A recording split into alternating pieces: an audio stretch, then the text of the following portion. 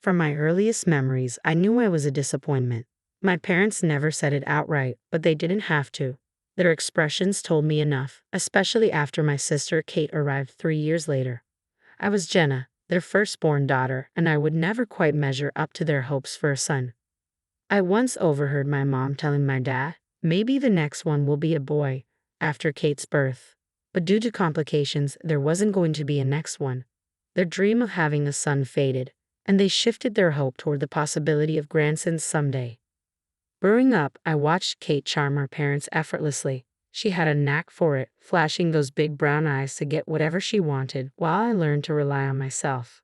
I knew I had everything I needed: clothes, food, a roof over my head, and an education. But emotional warmth was always scarce, at least for me. I gradually accepted this, building my own sense of self-reliance. In high school, I announced over dinner, I'm going to study economics. Mom and Dad exchanged glances. Are you sure, honey? Mom asked hesitantly. What about something more suitable for a young lady, like teaching or nursing? Despite their objections, I held firm, already having secured a partial scholarship to State University. My resolve only seemed to confirm their disappointment, and as usual, they barely hid it. Meanwhile, Kate's announcement that she wanted to study psychology was met with immediate enthusiasm. You've always been so good with people. Mom beamed. I'd learned long ago that their approval wasn't something I'd win, so I focused on my future, looking forward to the independence college would bring. During my sophomore year, I met James, a senior in the economics department. We literally bumped into each other in the library, where he noticed me from class. You're the one always asking the smart questions, he said, smiling as he picked up my fallen textbook. Surprised to be noticed in a positive way, I accepted his invitation for coffee. That coffee date turned into dinners, movie nights, and eventually a relationship that made me feel truly seen and appreciated. After he graduated, James landed a job at Anderson Consulting. He waited for me to finish my degree, and once I did, we moved in together. During his first visit to my parents' house, they immediately warmed up to him, doting on him and hanging on to his every word. I couldn't help but notice the stark difference in their reaction to him compared to me. They finally had the son they always wanted, if only through marriage. A year later, James proposed, and I accepted without hesitation. Despite my parents pushing for an elaborate wedding, we chose a small, intimate ceremony that felt right for us. Afterward, the questions about starting a family began almost immediately. I repeatedly explained that we wanted to save for a house first, to be financially stable. 2 years later, we bought our first home. It was modest, but it was ours. And just 3 months later, Kate announced she was pregnant. Her boyfriend Mark left as soon as she started showing, but my parents rallied around her, transforming their house into a nursery and preparing to help raise their first grandchild, Emily. My parents adored Emily, and watching them fawn over her only increased the pressure on James and me to start our own family. James was wonderful with Emily, and seeing him play with her made my heart ache with a new desire for children. We started trying, but month after month, nothing happened. After a year, my mom urged me to see a doctor, even forwarding me contacts for fertility specialists. I finally made an appointment, with James by my side. When the doctor confirmed that I was infertile, the words hit me like a blow. James was supportive, suggesting adoption or treatments, but the news weighed heavily on me. At our next family dinner, I decided to confront it head-on. Taking a deep breath, I spoke up. Mom, Dad, I need to tell you something. I can't have children. I'm infertile. The silence that followed was deafening. My mother's face twisted with disgust. Infertile, she spat as though the word was poisonous. What kind of woman can't do the one thing she's meant to do? My father wouldn't even look at me. An empty vessel, he muttered. Just a barren flower. My sister Kate smirked, bouncing her daughter Emily on her knee. Guess we know who the real woman in the family is. Desperate, I looked at my husband James for support, but he just stared at his plate. Tears burned hotly in my eyes, and I pushed back from the table, running out of the house, ignoring their calls. After that night, I couldn't bring myself to go back, though James continued visiting. He'd come home full of stories. Emily learned a new song today, he'd say. You should have seen her dancing around the living room. Or, Kate made this amazing lasagna. Each word felt like a knife to my heart.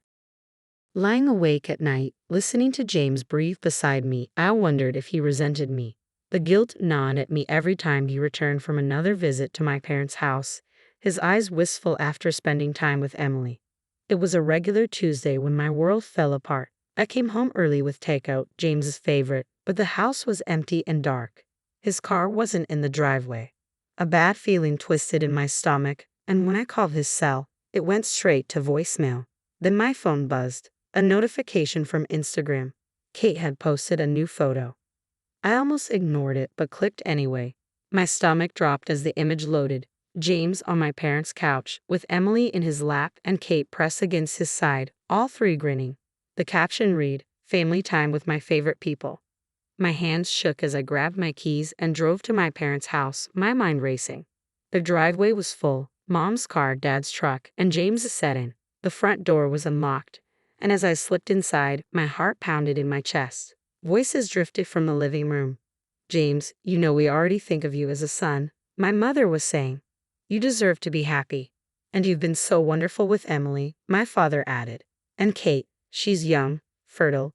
You could have more children together. Why stay trapped in a marriage with—" Mom's voice dropped, but I still heard the disgust. "A barren woman." I couldn't breathe. I stumbled into the room, making them all jump. My parents and sister sat on the couch, James in Dad's armchair, Emily playing on the floor. One big happy family, plotting to push me out. What the hell is going on here? My voice was shaky but strong. James looked ashamed, but my parents met my gaze defiantly. Mom stood up, her chin high. "We're just having an honest discussion about what's best for everyone." "Best for everyone," I echoed, voice trembling. "You're trying to convince my husband to leave me for my sister." "Someone has to think about his future," Dad snapped. "You can't give him what he wants, what he deserves. Kate can." I turned to James, waiting for him to defend us, to say they were wrong. But he stared at the floor. "James," I whispered, my voice cracking. He finally looked up. "I'm sorry, Jenna," he said quietly. "But they're right. I want children, a family. And I've developed feelings for Kate." Kate smirked, resting her hand on James's arm. "Get out," she sneered. "You don't belong here anymore. This is my family now." I stared at each of their faces. My father's stern disapproval, my mother's cold satisfaction, Kate's triumphant smile, and James's guilty avoidance. 4 years of marriage, a lifetime of family ties shattered. Without another word, I turned and left. The divorce was quick and cold. We split everything down the middle, and I moved into a small apartment across town, throwing myself into my work, trying to forget. But social media had other plans. One morning, my coworker gasped at her phone. "Oh my God, Jenna, I'm so sorry. I forgot to unfollow your sister." She tried to hide her screen, but I'd already seen it. Kate in a massive white dress, James in a tux, my parents beaming beside them. "It's fine," I said, even though it wasn't. A year later, another announcement popped up. "Welcome, baby Rose." My replacement had provided the daughter they'd always wanted, giving James his perfect little family. I deleted all my social media accounts that day. Life, however, has a funny way of surprising you. I was grocery shopping one Saturday when my cart collided with someone else's. "I'm so sorry," a deep voice said. I looked up into the kindest brown eyes I'd ever seen. "I'm Michael," he introduced himself, helping me gather my items. "Can I buy you a coffee to apologize?" One coffee turned into dinner, then dating, and suddenly, I was falling in love again. This time, I was honest from the start. 6 months into our relationship, one quiet evening, I took a deep breath. "I need to tell you something." I had come to terms with the fact that I couldn't have children. I was infertile. When I told Michael, he took my hands, his eyes full of love. "Jenna, I love you. If we want kids someday, we'll adopt, or we won't. I just want you." We married in a small, intimate ceremony at the courthouse with just a few close friends. No family drama, no extravagant expectations, just love. A year into our marriage, I began feeling strange, waking up nauseous and getting dizzy at odd times. Michael insisted I see a doctor. "Mrs. Chen," the doctor said, looking at my test results, "congratulations, you're pregnant." I stared at her. "That's impossible. I'm infertile. I have the tests to prove it." She smiled kindly. "The human body is mysterious. Sometimes, despite all odds, pregnancy happens, even in cases diagnosed as infertility. It's rare, but it happens." Michael and I cried together that night, tears of joy, disbelief, and hope. I kept the news from my family. They had lost the right to share in my happiness long ago. 9 months later, I held my son, a perfect 7 pounds, 6 ounces. We named him Alexander, defender of mankind. Looking at his tiny face, I felt nothing but pure love. No bitterness, no regret, no anger. Life settled into a beautiful rhythm. Alexander grew, and Michael was a perfect father. We rarely ate out, savoring family dinners at home. But one evening, when Michael got a promotion, we decided to celebrate at a downtown French restaurant, Lamb Zone. That's when I saw her, Kate, my sister, in a corner booth, wrapped in the arms of a man who was definitely not her husband. She was caressing his hair, kissing him deeply, oblivious to the world around her. My hand shook as I discreetly snapped a few photos. "Jenna," Michael said, touching my arm, "you look pale. Are you okay?" I showed him the photos. "That's Kate with someone who isn't her husband." Michael's jaw tightened. He knew our history, how Kate and her husband James had hurt me deeply. "Are you going to send those to him?" he asked gently. I hovered over the send button. One click, and I could turn their world upside down just as they'd done to mine. But I finally saved the photos to a secure folder. No, I'm better than that. A year passed, and Alexander was blossoming with Michael's kind eyes and my stubborn chin. One day, while visiting a friend in my old neighborhood, we decided to take Alexander to a nearby park. As we rounded a corner, we ran into them, my parents, Kate, and James. They saw us, and their faces turned cold as if they wanted to pretend we were strangers. But then they noticed Alexander, who was babbling about the toy truck he'd brought to the park. Mom stopped dead in her tracks. Who is this?" she asked. "This is my son, Alexander," I replied calmly. Kate let out a laugh. "Oh, please, we all know you can't have children. What agency did you adopt him from?" I held her gaze, savoring the moment. "I gave birth to him 3 years ago. No adoption agency involved." "That's impossible," Mom sputtered. "The doctors were wrong," I said evenly. "Sometimes, rare as it is, things happen." My dad's eyes filled with emotion. "A grandson? We have a grandson." They moved toward Alexander, arms outstretched, but I stepped protectively in front of him. "No," I said firmly, "you don't get to claim him as your grandson. You threw me away. You lost that privilege." Kate's face turned red. She couldn't bear the shift in attention.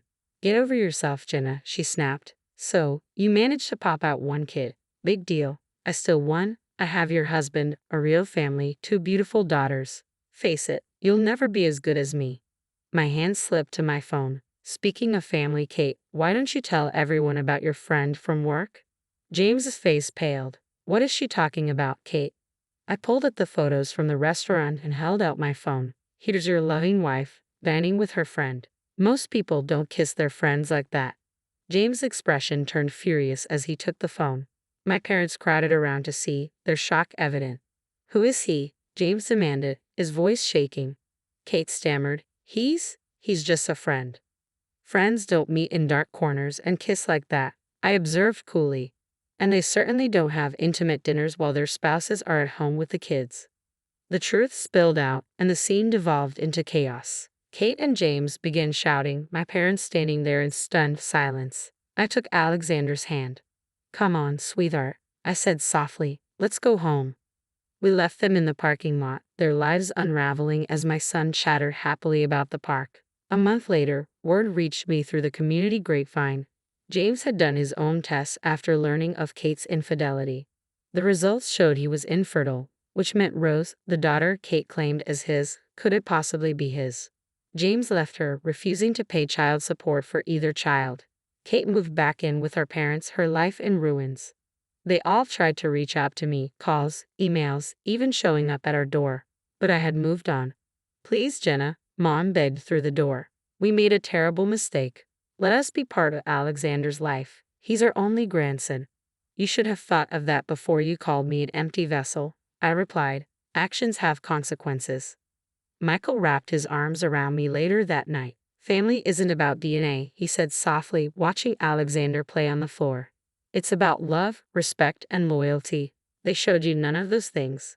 He was right. My family was here, in this little home filled with laughter and joy, with my miracle son and my husband who loved me, whether I could have children or not. I had everything I needed. Sometimes the family you're born into is the family you're meant to have. Sometimes you have to build your own with people who choose you back. I chose Michael and he chose me. We chose Alexander and he chose us back with every smile, every word, and every step. That's what real family is. And I wouldn't trade it for anything.